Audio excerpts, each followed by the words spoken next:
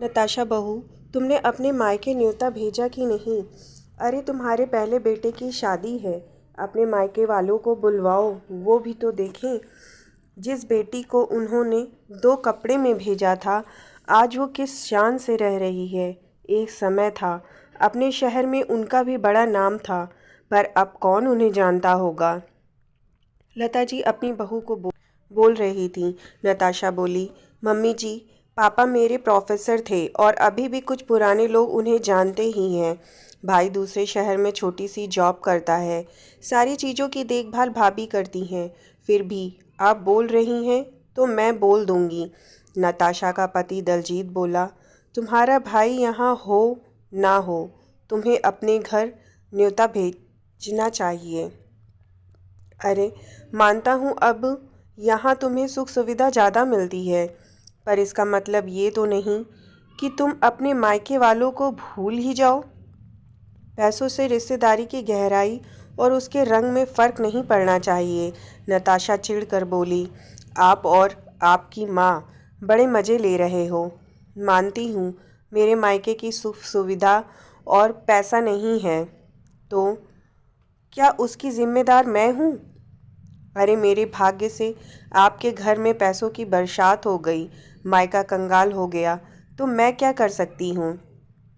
अपनी बहन को देखो कैसी ज़िंदगी जी रही है, उसे न्योता क्यों नहीं भेजते? बुलाओ उन लोगों को भी, मैं भी देखूं उनकी शान। दलजीत बोला, अरे तुम तो नाराज़ हो गई।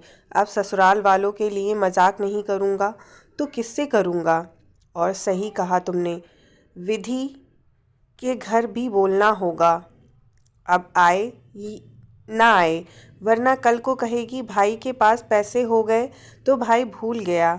मैं माँ को कह दूँगा, वो फ़ोन कर देंगी। नताशा नाराज़ होकर बैठ गई तो दलजीत बोला, अब छोड़ो पुरानी बातों को, खुशी का मौका है, हमारे बेटे की शादी है। 28 साल हम लड़ते झगड़ते यहाँ तक पहुँच गए। हमारे बड़े बेटे बहू तो आ नहीं रहे, अब उनकी खुशी के लिए हम भी खुशी मनाते हैं। चलो मैं बाहर की तैयारी देखता हूँ, तुम घर की तैयारी देख लो। इतना कहकर वो घर से निकल गए। इधर सिमरन, नताशा की भाभी, अपने ससुर प्रसाद बाबू से बोली, बाबू नताशा दीदी के घर से न्योता आया है, उनके छोटे बेटे की शादी है, हम सबको बुलाया है, ये भी 2 दिन की छुट्टी लेकर आ रहे हैं। वो बोले, बहू तुम्हारी ननद पहले यहाँ कितना आती थी, मायके को अपना सहारा समझती थी। जब से उसकी शानो शौकत बढ़ी, यहाँ का रास्ता ही भूल गई। अब यहाँ आने की से उसकी इज्जत जो घट जाती है। इसी गम में तुम्हारी सास भी इस दुनिया से चली गई। पहले तो रक्षाबंधन में आती थी, अब तो उसमें भी आना बंद कर दिया, बस एक राखी भेज देती हैं। कई साल हो गए उसे देखे हुए, अब उसे हमारी याद कैसे आई। सिमरन बोली, बाबू जी जो हुआ उस पर मिट्टी डालो। क्या बेटी जैसा सहारा एक बहू नहीं दे सकती? अब रिश्ता है तो निभाना तो पड़ेगा ही। माँ जी के जाने के बाद नहीं चाहती कि लोग ये कहें कि भाभी ने रिश्तेदारी निभाई नहीं। मैं हूँ ना, आप चिंता क्यों कर रहे हैं? मैं सब संभाल लूँगी, किसी चीज़ की कमी नहीं होने दूँगी। सिमरन के पति दिनेश दूसरे शहर में छोटी सी जॉब करता था। घर के हालात बहुत अच्छे नहीं थे। सोने का भाव इतना बढ़ गया था कि नया कुछ खरीदना सिमरन के बस की बात नहीं थी। उसने अपनी पुरानी सोने का मांग टीका को साफ करवाकर बाज़ार से एक 3 साड़ी और मिठाई लेकर पैक करवा ली और पूरे परिवार के साथ अपने ननद के घर पहुंची। रात में समारोह था। सिमरन ने तोहफा प्रसाद बाबू के हाथों से ननद को दिलवाया। सिमरन तोहफे को देखकर उखड़ी हुई आवाज़ में बोली, बाबूजी, इसकी क्या ज़रूरत थी? मैं कौन सा मायके के सहारे बैठी हूँ? मैंने बहू के लिए सब ले लिया है, बेकार में। लोग देखेंगे तो हंसेंगे। आप तो बस बहू को आशीर्वाद दे दीजिए। लता जी आगे बढ़कर पैकेट लेकर बोली, अब मायके से क्या आया है ये तो देखना ही पड़ेगा। उन्होंने साड़ी को खोलते हुए कहा, ऐसी साड़ी हमने अपने ड्राइवर की बेटी को शादी में दी थी। नताशा की ननद विधि साड़ी लेते हुए बोली, भाभी ये बहुत सुंदर साड़ी है, आप पर बहुत खिलेगी। और माँ मायके की कोई भी चीज़ महंगी और सस्ती नहीं, बल्कि प्यार में लिपटा हुआ मायके का सहारा होता है। नताशा बोली, विधि दीदी, अगर आपको ये पसंद है तो आप ही रख लीजिए, क्योंकि मैं और मेरी बहू तो ये नहीं पहन सकते। प्रसाद बाबू बहू का चेहरा देख रहे थे। सिमरन धीरे से बोली, बाबूजी, बोलने वाले तो बोलते ही हैं, हमने दिल से उपहार दिया है, बस यही बहुत है। तभी वृद्धि प्रसाद बाबू से बोली, बाबूजी, पिता का प्रेम और आशीर्वाद ही बहुत बड़ा सहारा होता है। पैसा तो हाथ की मैल है, कल आपके पास था, आज इनके पास है, ना जाने कब किसके पास रहेगा। विधि की शादी भी एक संयुक्त परिवार में हुई थी। उसके पति जनरल स्टोर की दुकान चलाते थे। कोरोना काल में उसका बहुत नुकसान हुआ, जिसके कारण विधि की माली हालत भी ठीक नहीं थी। मायके के पास पैसा होते हुए भी कभी मदद नहीं मिली, और विधि के पास जितना था उसमें ही वो बहुत खुश रहती थी। सर्दियों का मौसम था, चारों तरफ मेहमान की भीड़ थी। प्रसाद बाबू को थोड़ी सर्दी का एहसास हो रहा था, तो सिमरन ने जल्दी से अपने थैले से चादर निकाली और उन्हें दे दी। वहीं बच्चे चारों तरफ खाने पीने की चीज़ों को देखकर लालायित हो रहे थे, कभी आइसक्रीम तो कभी चाट खा रहे थे। जब फ़ोटो खिंचवाने का समय आया, नताशा की सास बोली, अरे बहू, मायके वालों को तो आगे लाओ। नताशा धीरे से बोली, आपको मेरे मायके वालों से बड़ी हमदर्दी हो रही है, आप अपनी बेटी को आगे क्यों नहीं कर लेती? यहाँ मेरी जान पहचान के बहुत लोग हैं, मुझे अपनी बेइज्जती नहीं करवानी है। जैसे ही प्रसाद बाबू और सिमरन के बच्चे आगे आने लगे, नताशा बोली, बाबूजी, किस जमाने का कुर्ता और ये चादर पहनकर आ गए हैं? कुछ तो मेरी इज्जत का ख्याल किया होता। फ़ोटो में आप कैसे आएंगे? भाभी, इन बच्चों को देखो, ये ऐसे आइसक्रीम और चाट खा रहे हैं जैसे कभी खाई ना हो। प्लीज़ आप लोग थोड़ा पीछे रहिए ताकि तस्वीरों में आ सकें, वरना कल को मेरा मजाक उड़ाया जाएगा। मेरी मुझसे ऐसी बातें सुनकर प्रसाद बाबू का हृदय छलनी हो गया। वो बहू से बोले, बहू, मुझे यहाँ से ले चलो, मेरा दम घुट रहा है। सिमरन का पति बोला, हाँ सिमरन, चलो यहाँ से, हमारे लिए कुछ भी नहीं रखा है, बेकार में अपनी बेइज्जती करवाने से क्या फ़ायदा, ऐसा समारोह हमारे लिए नहीं है। सब मौज मस्ती में लगे थे। तभी नताशा की ननद विधि आई और बोली, बाबूजी, ऐसे मत जाइए, खाना खाकर जाइएगा, घर पहुंचने में आपको 6-7 घंटे लग जाएंगे, आप थके हारे आए हैं और ऐसे ही चले जाएंगे?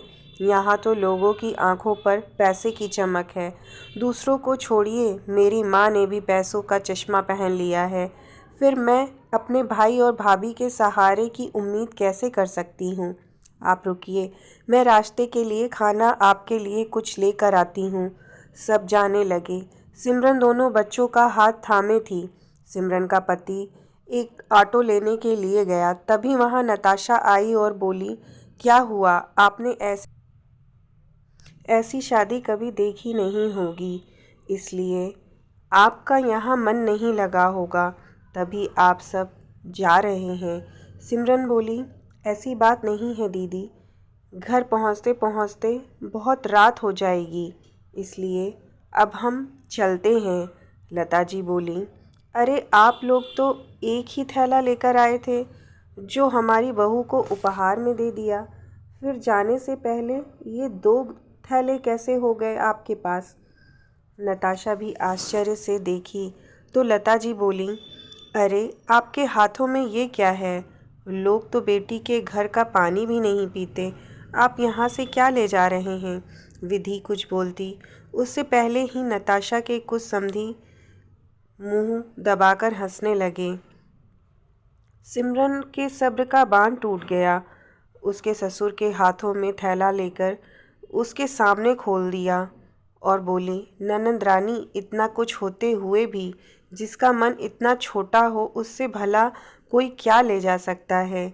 जिस इंसान ने आपको जन्म दिया, उसे अपने सहारे की जगह सरेआम रुसवा होते हुए देख रही हैं। नताशा बोली, मैं तो बस देख रही थी, मैंने दिखाने के लिए तो नहीं बोला। वहीं विधि बोली, भाभी, ससुराल में मायके की इज्जत बनी रहे ये जिम्मेदारी बेटी की होती है, पर मैं आपसे भी क्या बोलूं, जब मेरी माँ मेरे मायके में मेरी इज्जत नहीं रहने देती तो वो बहू के मायके की इज्जत क्या करेगी। प्रसाद बाबू सिमरन से बोले, बहू अब एक पल भी अगर मैं यहाँ रुका तो मैं प्राण त्याग दूंगा, मुझे घर ले चलो। नताशा बोली, मैंने ऐसा क्या कह दिया कि बेटी से बढ़कर आपके लिए बहू हो गई और आप ऐसी बातें कर रहे हैं। सिमरन बोली, ननंद रानी मैं बहू होकर सहारा दे सकती हूँ, पर आप जिस माली ने हर धूप से आपको बचाया, हर पल आपका सहारा बना रहा, आज आप उसे सरेआम रुस्वा कर रही हैं। सिमरन बोली, चलिए बाबूजी, मैं खुशकिस्मत हूँ कि मुझे आप जैसे पिता का साथ मिला। मायके में माता पिता तो अब रहे नहीं। मैं बहुत भाग्यवान हूँ कि आपकी सेवा का मुझे मौका मिला। जिसने अपने माँ बाप को ठुकराया, किस्मत कितनी देर उनके साथ रहेगी। तभी सिमरन का पति आया और पूरे परिवार को अपने साथ लेकर चला गया। विधि सबके सामने नताशा और अपनी माँ से बोली, आपने अपने घर में एक पिता का अपमान किया। ऊपर वाले की लाठी में आवाज़ नहीं होती, पर उसका दर्द जब मिलता है तो इंसान कुछ बोल नहीं पाता। जब आपने अपने ही पिता का सम्मान नहीं किया तो मैं तो ननंद हूँ, मेरी इज्जत घर में क्या होगी। आज से मैं आपसे और इस घर से हर रिश्ते ख़त्म करती हूँ। इतना कहकर विधि अपने बच्चों को लेकर चली गई। समय बीता, विधि और सिमरन ने नताशा के परिवार से हर रिश्ते तोड़ लिए और अपने जीवन में आगे बढ़ने लगे। इधर वक्त की मार नताशा के परिवार पर जब पड़ी तब उसे एहसास हुआ कि अब मायके का भी सहारा नहीं। उसने अपने जीवन में एक ऐसा पाप किया जिसकी माफ़ी भी नहीं मिल सकती। बड़ा बेटा विदेश में जा बसा था और छोटे बेटे बहू ने धोखे से सब कुछ अपने नाम करवा लिया। नताशा को एक वृद्धा आश्रम में डाल दिया था। अब नताशा की ज़िंदगी वृद्धाश्रम में ही कट रही थी। मेरी कहानी आप सबको पसंद आई हो तो प्लीज़ मेरे चैनल को सब्सक्राइब करिए।